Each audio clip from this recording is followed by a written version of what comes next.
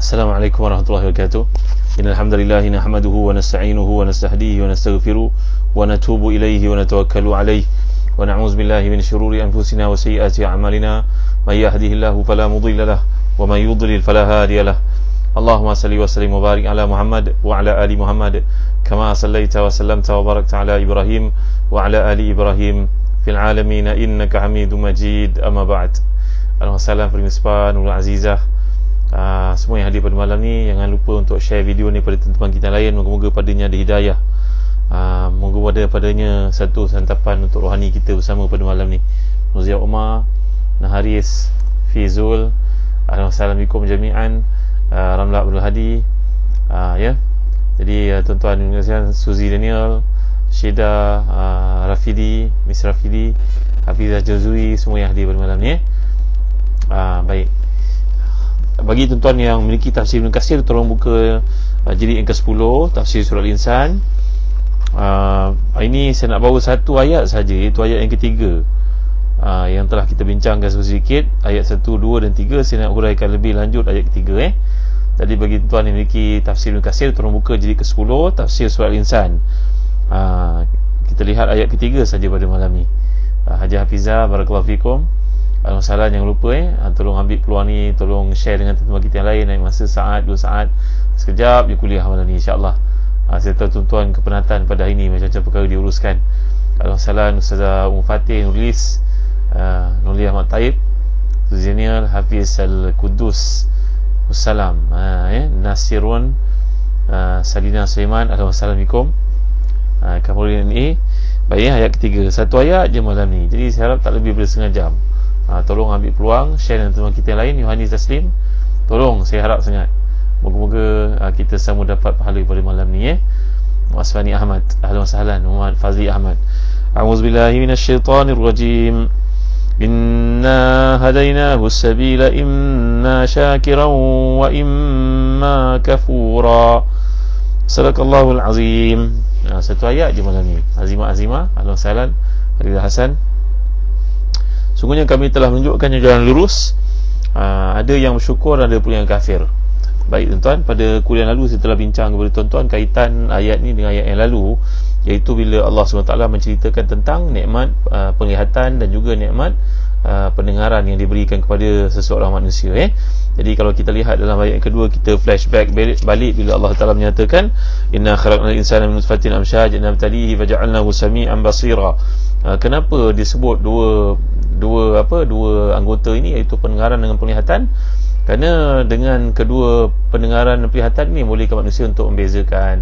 Jadi ada banyak lagi anugerah Allah yang lain seperti hati, yang akal. Tapi bila menyebut kepada pendengaran dan penglihatan, ini merupakan nikmat antara panca indera yang paling besar diberikan oleh Allah SWT kepada seseorang manusia. Dan bila menyebut kepada penglihatan dan pendengaran ni, dia merujuk kepada satu taglib. Dalam bahasa Arab dia panggil taglib. Taglib ni maknanya merujuk kepada dominannya dua faktor panca indera ini untuk membantu kita menjadi orang yang mendapat petunjuk di sisi Allah Subhanahu Wa Taala. Jadi tuan-tuan dimuliakan Allah sekalian, ini adalah berkaitan dengan perkataan yang disebut oleh Allah SWT, iaitu hidayah. Jadi bila Allah menyatakan perkataan syakiran dan juga kafur, saya juga telah jelaskan kepada tuan-tuan, syakir ni wazannya fa'il, tapi kafur wazannya fa'ul, yang merujuk kepada sirah mubalaghah. Jadi syukurnya manusia adalah sedikit nak bandingkan dengan kufurnya mereka. Di sini ada satu persimpangan di antara kita dengan Mu'tazilah, iaitu Mu'tazilah ni meletakkan sama ada orang itu beriman ataupun orang itu kafir saja, tak ada yang duduk tengahan, tuan-tuan dimuliakan Allah sekalian. Jadi di sinilah pembetulan yang kita lakukan dengan mengatakan bahawa kata para ulama tafsir, bila Allah sebut perkataan dalam ayat yang ketiga ni, inna hadainahu sabila imma syakira wa imma kafura, kami beri kepadanya hidayah, jalan untuk diikuti, sama ada dia menjadi orang yang bersyukur ataupun orang yang kufur. Antara ulasan yang menarik kat sini tuan-tuan, dikatakan oleh para ulama tafsir, contohnya Syekh Wahab Az-Zuhaili yang tafsir Munir, menjelaskan bahawa bila merujuk kepada ini, dimaksudkan dengan orang yang bersyukur dan orang yang kufur bukanlah orang yang sibuk dengan buatan bersyukur dan sibuk dengan buatan kufur sahaja. Kalau yang demikian, tidak akan terrealisasi pembatasan yang dipahamkan daripada ayat, daripada perkataan imma Iaitulah yang dimaksudkan di sini, ada orang bersyukur dengan mengakui segala nikmat yang Allah berikan. Sedangkan yang dimaksudkan dengan orang kufur adalah orang yang tidak mengakui kewajipan bersyukur kepada Allah SWT. Ada kalanya kerana dia mengingkari sang pencipta, iaitu dia kafir. Tapi meskipun dia mengakui sang pencipta, tetapi mengingkari kewajipan bersyukur padanya. Ada manusia macam tu. Ada manusia yang syukur dan tidak kufur. Ada manusia yang syukur tapi di masa sama dia kufur juga kepada nikmat yang Allah berikan. Macam mana pula? Ini adalah orang beriman, dia mencampur adukkan kadang-kadang. Baik dia buat, salah pun dia buat juga. Pahala dia buat, dosa pun kadang-kadang dia terjebak juga, ya. Jadi dia tapi mengingkari kewajipan bersyukur padanya. Pada saat itu terrealisasilah batasan itu, iaitu orang mukallaf ada kalanya bersyukur, ada kalanya kufur. Dengan demikian ditolak pendapat Khawarij. Ni Khawarij yang saya nyatakan tadi, yang menjadikan hujah bahawa tidak ada perantara di antara orang taat dan orang kafir. Orang Khawarij ni tuan-tuan, saya dah pernah huraikan kepada tuan-tuan dalam kuliah Adabul Mufrad yang lalu, iaitu mereka mengatakan sama ada orang itu kufur ataupun orang itu beriman ataupun orang kufur, tak ada duduk pertengahan. Jadi golongan Khawarij menjadikan ayat ini sebagai bukti bahawasanya ada dua golongan saja di sisi Allah, iaitu yang taat dan juga yang melakukan maksiat kepadanya, yang kafir kepadanya. Sedangkan kita orang beriman memahami ayat ini dengan maksud kadang-kadang ada di kalangan orang yang syukur tapi dia melakukan kekufuran juga. Khalatu amalan salihan wa akhara sayyi'ah. Jadi iman di sini merujuk kepada satu benda bersifat nisbi, iaitu nisbah. Tuan ni, ada perkara yang dilakukan ketaatan, dalam masa sama kadang dia melakukan kemaksiatan juga. Ni sifat orang beriman. Kemudian dia bertaubat, dia sedar, dia meninggalkan maksiat itu, tapi lain kali dia terbuat lagi, tapi tidak menafikan sifat syukur yang ada padanya. Berbeza daripada golongan Khawarij yang menyatakan bahawa ada dua puak je manusia ni, itu orang yang taat dan orang yang melakukan maksiat kepada Allah SWT. Jadi isu hidayah ni tuan-tuan, saya pernah sebut kepada tuan-tuan, antara perkara yang menarik untuk kita umat Islam faham, kita di kalangan Ahlus Sunnah Jamaah untuk faham bahawa antara huraian yang paling jelas dikemukakan oleh ulama berkaitan dengan hidayah ni tuan-tuan, iaitu disebut oleh Imam Ja'far Tahawi dalam kitabnya, dalam, kalau kita lihat disebut dalam Aqidah Tahawiyah, di antara kitab akidah yang menarik, ya. Jadi dalam kitab Aqidah Tahawiyah ni bila menyatakan jannatuhu jalla jalaluhu mahdu fadlin wa naruhu mahdu adlin, merujuk kepada syurga yang Allah berikan kepada hamba-hambanya adalah merujukkan kepada keadilan mutlak olehnya. Keadilan yang kelebihan ataupun anugerah yang mutlak daripadanya. Manakala orang yang dihumban masuk neraka juga merujukkan kepada keadilan yang mutlak. Jadi mahdu fadlin wa mahdu adlin. Orang masuk syurga adalah tanda kasih sayang Allah yang mutlak, dan orang masuk neraka adalah kerana tanda kasih sayang, tanda rahmat Allah, tanda keadilan Allah yang mutlak juga. Mengapa? Bagaimana? Kerana Allah telah beri kepada manusia ini untuk berfikir, bagi kepadanya akal, dan pilihan itu dibuat oleh dirinya sendiri. Contoh yang paling mudah untuk kita faham dalam bab keadilan dan juga kelebihan ataupun anugerah Allah SWT ni tuan-tuan, adalah seperti jannatuhu jalla jalaluhu mahdu fadlin wa naruhu mahdu adlin ni tadi, iaitu syurga adalah hasil daripada kasih sayang Allah yang bersifat mutlak, dan neraka juga merupakan tanda keadilan Allah yang mutlak. Bagaimana antara contoh yang mudah untuk kita faham tuan-tuan, semalam saya dah bagikan kepada tuan-tuan contohnya atau 2 hari lepas oleh Syekhuna Dr. Atiq Nabulisi, seorang ahli tafsir yang terkemuka dari Syria, menjelaskan bahawa begini contohnya. Anak kepada seorang ayah, katalah ayah itu tuan-tuan lah, merupakan seorang ayah yang penyayang, yang baik hati, yang soleh, yang mampu memotivasikan anaknya.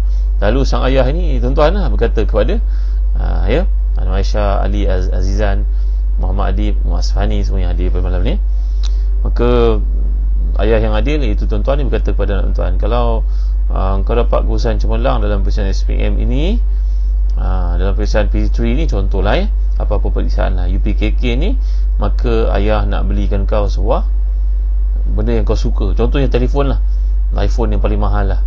iPhone apa? iPhone 12 contoh, Pro lagi. Ayah nak belikan kau, harga 6,000, 7,000 ni nak belikan untuk kau. Maka si anak yang telah pun termotivasi dengan ayah ni tadi, bersungguh-sungguhlah belajar, pagi, petang, siang, malam, tak kenal lelah, penat, dia terus belajar bersungguh. Akhirnya dia pun masuki peperiksaan dengan jayanya, dan akhirnya bila keluar peperiksaan, tak kira lah apa peperiksaan itu, dia mendapat seperti yang diharapkan, dan dia kini layak untuk memperoleh anugerah daripada ayahandanya yang baik hati itu, yang mulia, yang salih itu. Tapi si anak ni terlupa. Oleh kerana terlalu gembira dia pulang daripada asrama ni tadi ataupun di sekolah, dia terus pergi ke kedai untuk membeli telefon yang mahal ni tadi. Dia bawa CJ, tunjuk dekat Pak Wahidah, terus tunjuk pada tukang kedai ni. Dulu ayah saya janji nak bagi saya telefon ni. Ni tengok kebesaran saya, straight A ni periksaan SPM ni, mana iPhone yang dijanjikan itu. Tuan-tuan, di antara dia dengan tukang kedai penjual itu ada ayahandanya. Itu yang dikatakan tadi, mahdu adlin wa mahdu fadlin.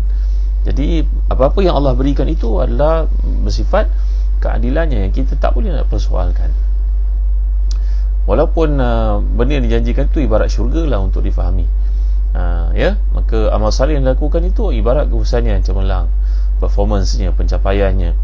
Tapi di antara pencapaiannya itu atau sijil yang diperoleh itu dengan anugerah yang dikehendaki, ada satu perkara lagi yang dikena lengkapkan, iaitu kasih sayang ayah. Ayah datang bawa duit, bayarkan. Macam itulah gambaran kasih sayang Allah SWT dalam konteks kehidupan tentang isu hidayah ni, tuan-tuan.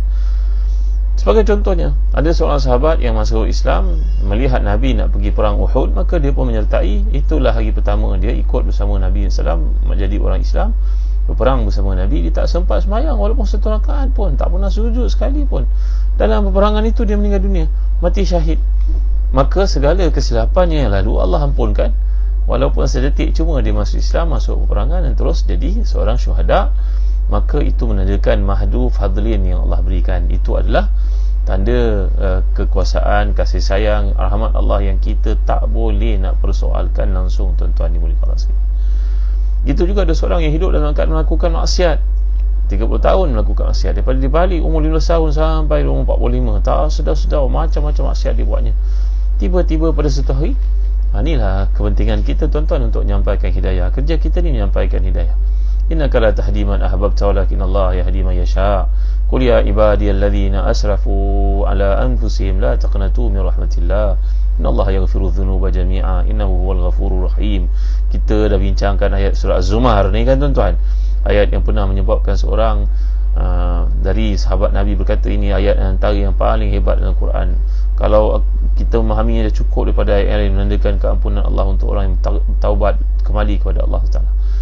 Begitulah cerita orang ini melakukan maksiat 30 tahun, daripada usianya 15 tahun sampai umur 45. Tak lekang buat maksiat, semayang ditinggalkan, semua tak buat. Tiba-tiba pada usia 45 tahun, tuan-tuan, seorang kawan menghadiahkannya sebuah buku. Maka buku yang dibaca itu mengubah kehidupannya 180 darjah. Daripada menghadap ke barat terus menghadap ke timur. Bukan 360 darjah. Ketika terus kembali balik pada keadaan yang asal kan. Tak, ini memang 180 darjah. Maka dia pun tersedar, ya Allah, apalah aku buat ni sama ni, apalah aku lalai. Maka detik-detik itu menyebabkan dia berubah dengan bersungguh-sungguhnya, tuan-tuan dimuliakan Allah sekalian. Dengan kesungguhannya. Saya pernah cerita pada tuan-tuan juga kisah seorang pemuda yang terlanjur di Amerika Syarikat kan. Ingat lagi tuan-tuan? Tak ingat itu. Ingat tak? Kisah seorang pemuda dari Saudi yang pergi ke Amerika dan hidup lalai, kemudian terlibat dengan berbagai bentuk maksiat, na'udzubillah. Kemudian satu hari dia dapat tahu bahawa pasangannya itu ataupun partnernya ataupun perempuan yang dia rajin berjumpa dengannya itu tidur sekali itu merupakan seorang yang pengidap HIV AIDS, ya kan? Dan akhirnya dia pun pergi ke doktor membuat uji kaji medical check up, mendapati dia terus balik ke Saudi dan berubah jadi orang yang paling baik, tuan. Ayah ibunya melihat, Abdul Rahman, engkau pergi ke sekolah di Saudi, engkau tak jadi baik, engkau pergi Amerika, engkau jadi baik tak? Heran, pelik mereka. Anak ni pula minta untuk belajar di Madinah, jumpa Tok Syekh yang di Madinah. Ni peristiwa berlaku mungkin sekitar 8-9 tahun yang lalu, tuan-tuan. Saya dengar cerita ni dalam Masjid Nabawi. Hari sekali Abdul Rahman ini pun pergilah ke Madinah untuk belajar tentang guru, menghafaz Quran mana yang mampu. Dan sebab itu datang bulan Ramadan, duduk lagi di Madinah. Dan sekali ayahnya minta dia balik lepas Syawal itu, dia pun balik. Dan tuan-tuan dimuliakan sekalian, akhirnya Abdul Rahman ni mati dalam keadaan sujud dan terhidup bau yang harum, diceritakan oleh para ulama. Dan akhirnya ibunya menemui nota yang ditinggalkan dia bertaubat kepada Allah, minta ayah ibu doakan keampunan untuknya, mati dia dalam suasana yang paling baik tuan-tuan, dalam keadaan sujud pada Allah SWT. Jadi ini nama dia mahdu fadlin, dan juga nerakanya mahdu adlin. Ini urusan yang kita memang tidak tahu tuan-tuan yang mulia Allah sekalian. Madailah untuk kita kata bahawa segala keputusan Allah itu adalah yang terbaik. Jadi balik pada contoh ni tadi, bahawa hidayah Allah Ta'ala ni adalah memang milik Allah Ta'ala. Tapi kita kena berusaha tuan-tuan, kerana Allah beri pada kita, mempersiapkan kepada kita akal, mempersiapkan kita mata, telinga untuk mendengar, melihat, berfikir. Maka ini menyebabkan seseorang itu sepatutnya dekat dengan Allah dan sedar pergantungan mutlaknya kepada Allah SWT. Saya harap contoh yang diberikan ni boleh beri tuan-tuan faham bagaimana isu hidayah, supaya tidak menjadi alasan kepada manusia di akhirat nanti bahawasanya Allah tidak beri hidayah kepadanya. Jadi balik kepada maksud ni tadi, walaupun banyak kelalaian dilakukan, tiba-tiba pada hujung umurnya dia menggunakan akal untuk berfikir dan kembali kepada Allah SWT, maka Allah dengan kasih sayangnya, dengan motivasi yang wujud dalam dirinya itu yang Allah berikan dalam Qurannya, dalam hadis-hadis Nabi-Nya, maka dia kembali jadi orang yang baik, lalu mati dia dalam keridhaan Allah SWT. Maka 30 tahun maksiat yang dilakukan itu diampunkan oleh Allah tuan-tuan, hanyalah dengan sekelumit masa yang telah pun dipenuhi dengan ketaatan kepadanya. Itu sebab antara doa yang paling banyak Nabi kita selamatkan tuan-tuan, saya dah sebut pada tuan-tuan selalu doa ni, Allahumma muqallibal qulub thabbit qalbi ala dinik, Allahumma musarrifal qulub sarrif qalbi ala ta'atik. Kabarnya daripada Ummul Mukminin Ummu Salamah radhiyallahu anha, isteri Nabi yang mulia itu, berkata, aku sentiasa mendengar Rasulullah SAW baca doa ini ketika bertahajud di rumahku. Lepas tahajud Nabi berdoa dengan doa ini. Sebahagian kita mengatakan la ilaha illa anta subhanaka inni kuntu minaz zalimin. Sebenarnya ini doa ketika kita berada dalam keadaan kurbah. Kurbah ni maknanya kesusahan. Begitu juga ya Allahumma rahmataka arju fala takilni ila nafsi tarfata ain wa aslih li sya'ni kulla la ilaha illa anta. Ini bila kita berada dalam keadaan kurbah, kesusahan, stres yang amat sangat. Juga ada satu doa yang Nabi anjurkan kalau kita susah hati. Yalah tuan-tuan, susah hati, sangat stres sangat tuan.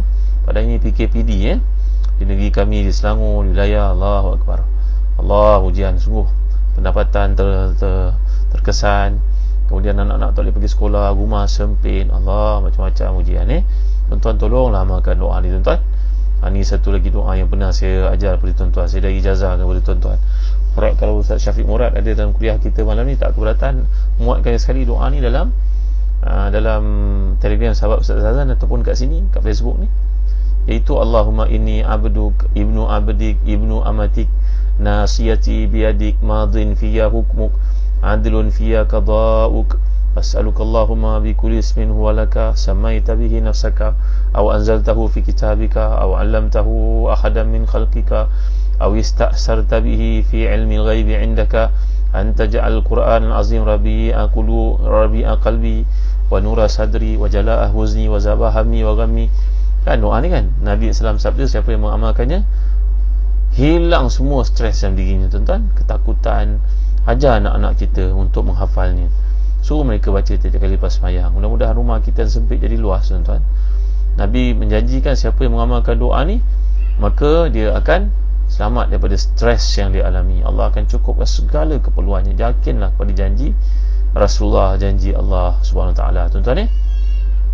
Kalau kita perempuan, Allahumma inni amatuk ibnu amatik bintu amatik nasiyati biyadik madin fiyya hukmu adlun fiyya qada'u as'aluka Allahumma bi kulli ismin huwa lak samaita bihi nafsak aw anzaltahu fi kitabika aw 'allamtahu ahadan min khalqik aw ista'sarta bihi fi 'ilmi al-ghaibi 'indak an taj'al al-Qur'an al-'azim rabi'a qalbi wa nura sadri wa jala'a huzni wa zaba hammi wa ghammi. Maksudnya, ya Allah, aku ni anak, aku merupakan hamba-Mu, anak kepada hamba lelaki-Mu, anak kepada hamba perempuan-Mu. Ubun-ubun aku berada dalam genggaman-Mu. Tetap segala keputusan-Mu terhadapku, adil segala-galanya untukku. Aku mohon kepadamu, wahai Tuhan, dengan segala nama yang Kau miliki, yang Kau ajar kepada kami, yang Kau turunkan dalam kitab-Mu, yang Kau ajar kepada seorang hamba yang Kau kasihi di kalangan hamba-hamba-Mu, yang Kau simpan di sisi-Mu, yang kami tidak layak mengetahui nama-nama yang mulia itu, wahai Tuhan. Supaya jadikan Quran itu sebagai penerang kepada hati, pelapang kepada fikiran, menghilangkan kesedihan, kekusutan, kesedihan, stres dalam diri.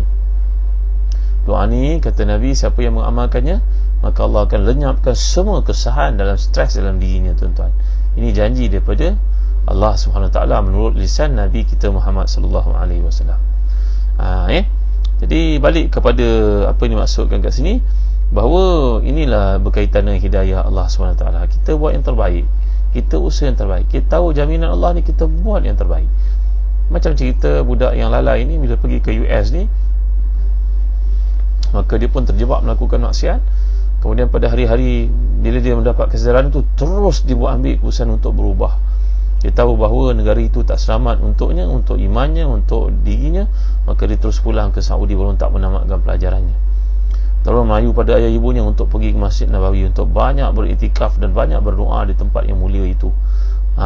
Ini apa dia, tuan-tuan? Ini percikan hidayah Allah sampai kepada seorang. Dia spark dalam diri kita. Jadi kita hendaklah berusaha untuk mendapat hidayah Allah SWT. Jangan kita mengatakan tak belum sampai lagi, tunggulah dulu. Tapi dalam bab keduniaan, main lagi kita ni berusaha, tuan-tuan. Pagi, petang, siang, malam, tak kira waktu, bekerja kita sentiasa dapat. Ramainya orang ajak jemputan untuk jadi kaya, kan, tuan-tuan. Masuk sistem itu, masuk pelaburan ini, macam-macam benda. Di mana-mana semua cerita bisnes tak habis-habis, tuan-tuan. Yalah, bab dunia kan. Kenapa dia tak berkata Allah dah tetapkan aku, cukuplah dengan apa yang ada? Tapi dalam hidayah dia kata macam tu pula. Kenapa, tuan-tuan? Ini tak lain tak bukan kerana hati sudah menjadi hitam. Hati dah tak boleh tahu benda yang betul dan yang salah. Maka hidayah ni memang kerja Allah, tapi kita kena berusaha lah. Macam anak ni tadi, bahawa Allah bagi motivasi, ayah bagi motivasi kepadanya untuk belajar sungguh. Kau dapat iPhone yang paling mahal ini, maka anak itu berusaha. Begitu juga Allah menjanjikan untuk kita syurga, maka kita kena mengikut jalan yang betul untuk dapat syurga itu. Dan sesudah itu datangnya apa yang dipanggil sebagai mahdu fadlin. Inilah dia keadilan Allah yang mutlak, kasih sayangnya yang mutlak yang diberikan kepada mereka yang berusaha. Ahlan betul belaka. Anissa Osman. Jadi inilah dia kaitan dalam ayat yang kita bincangkan berkenaan dengan hidayah Allah Subhanahu Wa Taala. Inna hadainahu sabila imma syakira wa imma kafura. Jadi hidayah ni janganlah dipersoalkan bahawa kenapa tak sampai kepada aku. Kita kena berusaha. Kita dah tahu bahawa ganjaran hidayah itulah syurga, keampunan, rahmat Allah, maka kita berusahalah untuk mendapatkannya. Jadi bila seseorang itu berusaha, kemudian kasih sayang Allah lah untuk bagi kepadanya. Ibarat anak ni tadi, bukan? Dia belajar bersungguh-sungguh, memang ayah nampak dia mata kepala dia belajar sungguh budak ni. Tuan-tuan, tiba-tiba pada hari besar dia jatuh sakit, maka dia tak dapat lagu sayang cemerlang yang dijanjikan, yang menjanjikan dia untuk dapat anugerah iPhone ni tadi. Maka tentulah si ayah tengok, Allah kesian kau nak, memang ayah tengok kau berjaga malam, ayah pun teman kau. Kita ni kalau anak-anak kita belajar, tuan-tuan, temanlah, tuan-tuan. Kita mungkin tak pandai maths, tapi kita duduk dengar, tengok dia buat. Ramai pesan orang berjaya, tuan-tuan, tanyalah kepada doktor pakar. Macam mana doktor dia berjaya? Bapak orang kampung je kata, ustaz ni doktor pakar cerita, bukan saya, tuan-tuan, doktor pakar perubatan. Ustaz, masa kecil-kecil saya belajar dulu, waktu malam bapak saya teman, ustaz. Tertidur-tidur bapak teman, bapak tak tahu apa pun tapi teman. Dia bagi semangat kat kita untuk belajar. Kejap dia tanya, Mat, air Mat? Ayah buat. Allah, hebatnya ayah. Tuan-tuan, kita kena merancang untuk anak kita berjaya, tuan-tuan. Bukan duduk suara betul, kita pun duduk tengok Netflix, tengok iFlix, tengok View, entah apa-apa lagi. Kita mengharapkan anak-anak kita supaya belajar, tapi dia hanyut dalam lautan maya yang pelik-pelik, tuan-tuan, dimuliakan Allah. Kita pun tak tahu apa benda dia tengok. Duduk ke dia, tuan-tuan, buatlah investment, buat beli meja ke apa ke, duduk dengan anak, menghadap dia. Ayah tak faham apa, saya duduk teman kau. Kau pernah aku beritahu ayah? Macam tu lah, tuan-tuan, anak-anak berjaya. Kena berusaha, tuan-tuan. Bukan kita duduk goyang kaki bersembang, lepas tu paksa orang belajar. Kita tak menyertai dia dari sudut feelingnya, tuan-tuan, dimuliakan Allah sekalian. Jadi motivasi ni kena berlaku dengan arahan, dengan jasadnya kena duduk sama-sama, hadir kita kat situ. Ramai profesional teknokrat muslim yang berjaya. Ditanya, mereka berkata, ayah saya orang kampung, Ustaz, tapi ayah saya duduk waktu malam tunggu saya belajar. Saya ambil tingkatan 6 aliran sains, nak jadi engineer ni, nak pergi ke Jepun, nak pergi ke mana, bapak saya duduk menghadap tunggu. Kalau dia tak larat sangat pun, dia tidur dekat dengan saya duduk kat meja tu, Ustaz. Allah sian ayah, kita terasa tak patut kalau kita tak belajar sungguh-sungguh. Ni kebetulan tuan-tuan, musim macam ni kita masing-masing ada ujiannya, rumah sempit, tak ada peluang untuk macam orang-orang yang tertentu yang ada kelebihan itu dan ini, mungkin aircon pun tak ada kat rumah tuan-tuan, maka ambillah kesempatan untuk duduk teman anak-anak. Jadi kembali kepada cerita hidayah ni tadi, bahawa dia satu benda yang kita kena usahakan. Tak boleh nak menanti ia datang kepada kita, kita kena usaha. Walaupun ketapannya bila diusaha tu pendek masa usaha tu dengan kematian, insya-Allah Allah beri keampunan. Tuan-tuan tahu kisah seorang yang ingin bertaubat selepas bunuh 100 orang kan? Dalam hadis itu menggambarkan dia bunuh 99, tanya pada orang, seorang ustaz itu beri jawapan yang bukan tepat, dia bunuhnya ustaz itu jadi 100. Maka tanya pada seorang ustaz, kerana dalam diri fitrah itu mengkehendaki dia untuk membetulkan hal tujuh hidup. Memang semua manusia ada perasaan itu tuan-tuan. Orang kafir sekalipun ada dalam dirinya rasa bersalah atas kesilapan-kesilapan yang dia buat. Ya, tuan-tuan dan hadirin dikasihi sekalian. Kita tengok dalam video yang sampai kepada kita bahawa negara China yang disifatkan orang-orangnya bersifat komunis itu membunuh ramai orang Uyghur, orang yang Muslim. Kita pun tak tahu apa yang terdapat di sebaliknya, rahsia tuan. Negara yang tertutup sangat. Tapi rupanya negara China yang dianggap sebagai kejam ini pergi juga ke Afrika untuk lihat anak-anak orang Afrika makan di tempat-tempat sampah itu tuan-tuan. Mereka beri bantuan. Semua orang walaupun dia kafir sekalipun tuan-tuan, ada dalam hatinya usaha untuk mencari kebenaran sebenarnya, sama ada dia menyahut ataupun tidak perkara itu. Itu sebab para ulama mengatakan bahawa jadi menerangkan dan menunjukkan jalan hidayah ini adalah kerana Allah beri dan diri setiap manusia itu ada fitrah. Jadi sebelum terlupa tuan-tuan, saya nak ajak tuan-tuan untuk dapatkan Birkah Habatus Sauda di Zazan Travel. Inilah dia yang kami hasilkan di Telaga Biru. Moga-moga kaedah pemakanan sunnah ni dapat membantu kita, menyelamatkan kita dalam suasana pandemik pada ini. Meyakini sabda Nabi merupakan rawatan kepada semua penyakit melainkan kematian sahaja. Kami telah proses untuk ini mudah untuk digunakan. Dan kelebihan kalau tuan-tuan dapatkan di Zazan Travel, kami bagi hadiah kepada tuan-tuan kurma, bagi hadiah buku, tak ada kat tempat lain. Belilah set tuan-tuan, hadiah kepada adik-beradik, ayah ibu kita, post kepada mereka. Moga-moga ia menjadi satu rawatan dan juga benteng daripada penyakit-penyakit bahaya termasuk wabak yang berlaku pada hari ini. Adalah klaim yang membuktikan, mengatakan bahawa ia selamat, digunakan semua orang, ya. Tapi kita dapatkan nasihat dari doktor juga jika ada komplikasi apa-apa. Bismillahirrahmanirrahim.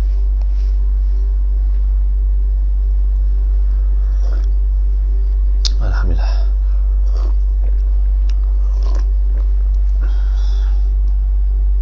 Dapatkan tuan ya, Birkah Habatus Sauda. Dan bagi tuan-tuan yang ingin melakukan ibadah korban, tolong hubungi Zazan Travel. Tinggal 1-2 hari saja lagi sebelum kami tutup. Dan tutup nanti susah nak buka tuan-tuan, kerana kami melakukan ibadah korban ni untuk tuan-tuan di Mekah, di Sudan, di Yaman dan juga di Syria, ya, dan juga di tempat-tempat lain yang nyatakan di situ. Tuan-tuan tolong hubungi Zazan Travel dengan segera untuk ayah ibu kita. Dan jadi telah pun difatwakan oleh para ulama, termasuk fatwa oleh Jabatan Mufti Wilayah tuan mengatakan kita boleh melakukan ibadah korban untuk ibu ayah adik-beradik yang telah pun wafat walaupun mereka tidak mewasiatkannya. Ya, ini merupakan pendapat yang agak masyhur di kalangan ulama mutaakhirin. Dan tambahan pula negara kita tak boleh melakukan ibadah korban, tempat terhad pada hari ini, keterbatasan SOP dan sebagainya. Maka tuan-tuan lakukan negara yang ada banyak orang susah. Di Mekah satu daripadanya, walaupun orang Saudi ni kebanyakannya kaya raya, tapi ramai pelarian kat situ yang sukar mendapat makanan. Terutamanya musim pandemik ni tak ada orang buat haji, maka perniagaan mereka tergendala sama sekali tuan-tuan. Tuan-tuan boleh adakan di Sudan, di Yaman, di Syria. InsyaAllah korban dan juga akikah tuan-tuan itu amanah atas bahu kami di Zazan Travel untuk kami sempurnakan. Segera tuan-tuan, jangan tangguh-tangguh, kerana dalam ibadah ni segera melakukannya. Baik, dia menjadikan satu sunat muakkad bil kifayah yang kita lakukan, yang dituntut untuk kita melakukannya setiap tahun sebenarnya. Bagi yang berkemampuan setiap tahun, jangan berkira-kira dengan Allah tuan-tuan, kerana Allah tak berkira-kira dengan kita. Jadi kembali kepada isu hidayah ni, disebut oleh para ulama, hidayah yang Allah berikan kepada manusia sama ada dipilih atau tidak, disambut ataupun tidak dengan akal fikiran, dengan pendengaran, dengan penglihatan untuk memberikan dia berfikir ni tadi, maka tetap juga ada manusia yang pilih jalan kekufuran. Dan saya terang kepada tuan-tuan, kufur ni digunakan wazan yang lain daripada syakir bagi merujuk pada banyaknya sifat kufur pada orang-orang kafir dan pada orang-orang beriman sendiri, iaitu kufur nikmat. Sedangkan kalau syukur ni hanya segelintir saja yang bersyukur. Wa qalilun min ibadiyas syakur, sedikit sangat di kalangan hamba-Ku yang bersyukur, kata Allah SWT. Jadi hidayah ni diberikan oleh Allah kepada setiap manusia dalam bentuk kadang-kadang dengan bentuk cetusan idea, khawatir, hawajisun nafsi. Kita bincangkan lintasan-lintasan dalam hati yang berlaku. Kadang-kadang dengan sebab seekor kucing, kadang-kadang dengan sebab bola golf. Saya cerita pada tuan-tuan dalam Facebook kan, ada benda-benda yang berkaitan dengan keislaman orang yang saya share kepada tuan-tuan. Ada pemain bola sepak dapat hidayah daripada Allah SWT. Jadi, dan Allah beri kepada kita, melengkapkan kita dengan akal dan perutusan Nabi-Nabi untuk membawa kita kepada landasan yang betul ni tuan-tuan. Jadi mudah-mudahan Allah beri kepada kita kefahaman, dapat mengamalkan ayat-ayat yang mulia ni, dapat membetulkan kefahaman tentang bab syukur dan juga kufur, dapat membetulkan kefahaman kita dalam mendapat mencari hidayah daripada Allah SWT. Moga-moga tuan-tuan tak keberatan untuk share video ni kepada teman-teman kita yang lain. InsyaAllah esok kita lanjutkan lagi bicara. Cukup setakat ni dulu, dah 30 minit dah. Sekali baik semuanya daripada Allah SWT. Kekurangan itu milik manusia. Wallahu a'lam. Sallallahu ala sayyidina Muhammad wa ala alihi wa sahbihi wa wasallam. Alhamdulillah rabbil alamin. Wa barakallahu fikum. Sama kita menangguhkan dengan baca suratul Asr tasbih kafarah. Bismillahirrahmanirrahim. Wal 'asr. Innal insana lafi khusr illa alladhina amanu wa 'amilus salihat wa tawasaw bil haqq wa tawasaw bis sabr. Subhanakallahumma wa bihamdika asyhadu an la ilaha illa anta astaghfiruka wa atubu ilaik. Alhamdulillah rabbil alamin. Wassalatu wassalamu ala asyrafil anbiya'i wal mursalin sayyidina Muhammadin wa ala alihi wa sahbihi ajma'in. Allahumma ighfir lana dhunubana wa israfana fi amrina wa sabbit aqdamana wa ansurna 'alal qawmil kafirin. Allahumma ahsin 'aqibatana fil umuri kulliha wa ajirna min khizyi dunya wa 'adzabil akhirah. Rabbana la tuzigh qulubana ba'da idh hadaytana wa hab lana min ladunka rahmatan innaka antal wahhab. Allahumma inna na'udzubika minal kufri wal faqr. Allahumma inna na'udzubika min 'adzabil qabr. La ilaha illa anta. اللهم إنا نعوذ بك من البرص والجنون والجزع ومن سيء الأسقام. اللهم إنا نعوذ بك من زوال نعمتك وتحول عافيتك وفجاءة نقمتك وجميع سخطك. ربنا لا تزغ قلوبنا بعد إذ هديتنا وهب لنا من لدنك رحمة إنك أنت الوهاب. ربنا آتنا في الدنيا حسنة وفي الآخرة حسنة وقنا عذاب النار. وصلى الله على سيدنا محمد وعلى آله وصحبه وسلم. الحمد لله رب العالمين. تقبل الله منا ومنكم. Tuan-tuan, setakat ini saja dulu. Jumpa lagi besok insya-Allah. Terhukum tahta riayatillah wa hifzih. Astagfirullahaladzim dinakum wa amanatakum wa khawatima amalikum. Saya tinggalkan tuan-tuan bawa kasih sayang, penjagaan, perhatian daripada Allah SWT. Dialah sebaik-baik penjaga untuk kita semua. Jumpa lagi tuan-tuan esok insya-Allah. Assalamualaikum warahmatullahi wabarakatuh.